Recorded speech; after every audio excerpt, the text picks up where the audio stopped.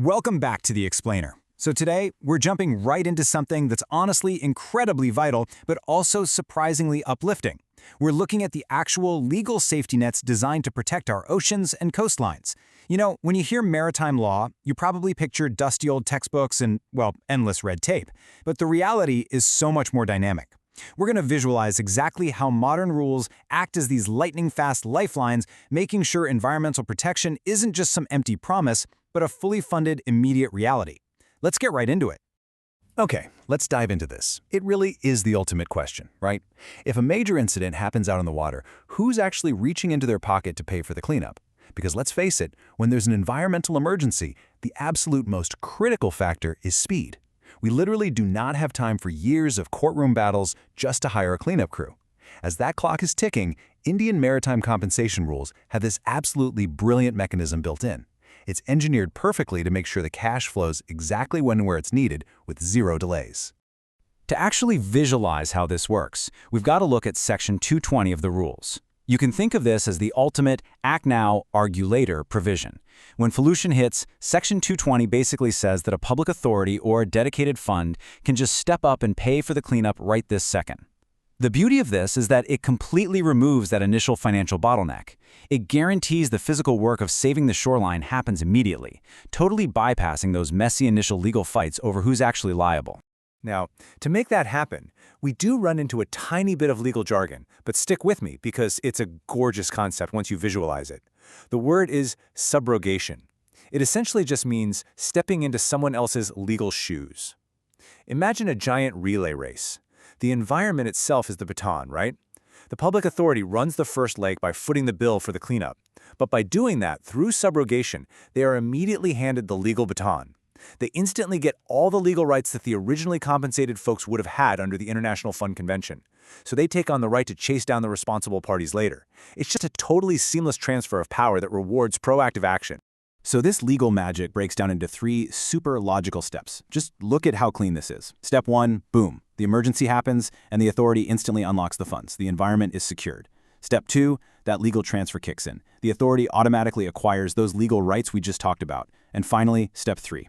On their own time, long after the beaches are sparkling clean again, the authority uses those rights to get reimbursed through the standard fund convention channels. The financial burden gets expertly shifted completely away from the victims and the immediate responders.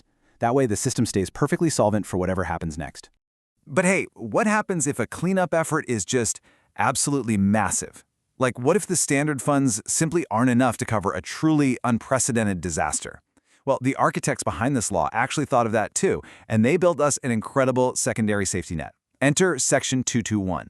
This part is all about future-proofing the response. It gives the central government the explicit power to set up a totally separate, dedicated fund specifically for pollution damage that blows past the standard payable limits. It's a really powerful way of acknowledging that, yeah, we always need a backup plan.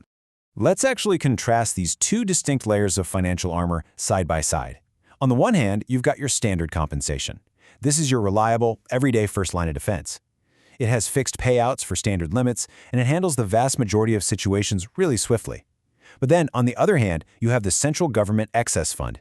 Think of this as the heavy cavalry. When those standard limits are totally tapped out, this special reserve gets activated.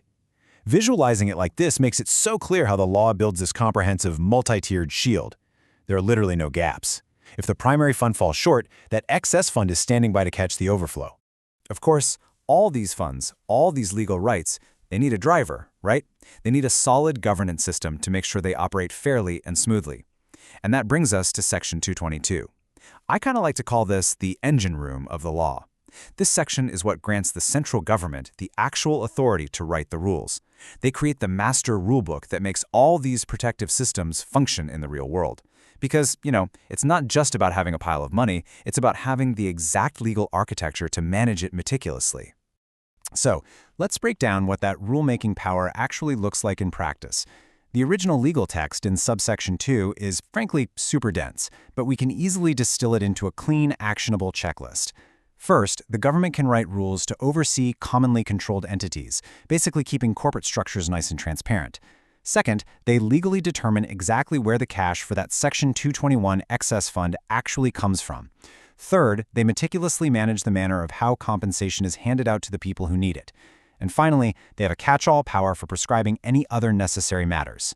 The absolutely crucial point here is that Section 222 guarantees proactive, organized oversight for every single penny and procedure. Nothing is left to chance.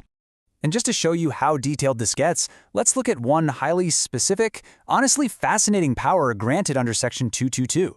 It's the power to define the conversion of a special drawing right, or SDR, into Indian rupees. Now, if you don't know, an SDR is essentially an international reserve asset created by the IMF. It's basically international maritime currency. And since maritime incidents constantly cross borders, compensation is usually calculated in these SDRs. Section 222 actually empowers the government to set the exact standardized way this abstract global currency gets converted into local spendable rupees. It takes this huge, complex financial concept and translates it into a simple process, making absolutely sure victims get paid fairly without getting bogged down in currency confusion. So we've really seen today just how incredibly structured and proactive this legal framework is when it comes to protecting our maritime environments. From the instant financial response in Section 220 to the heavy-duty backup funds of 221, all the way down to that meticulous rulemaking engine in 222, the whole system is just brilliantly designed. And honestly, it leaves us with a pretty empowering thought to end on. How does your local governance proactively protect your shores? Do you have similar multi-tiered safety nets where you live? I really hope this explainer has sparked your curiosity to look a little closer at the invisible yet highly effective rules keeping our world clean. Thank you so much for joining me for this explainer today, and keep learning.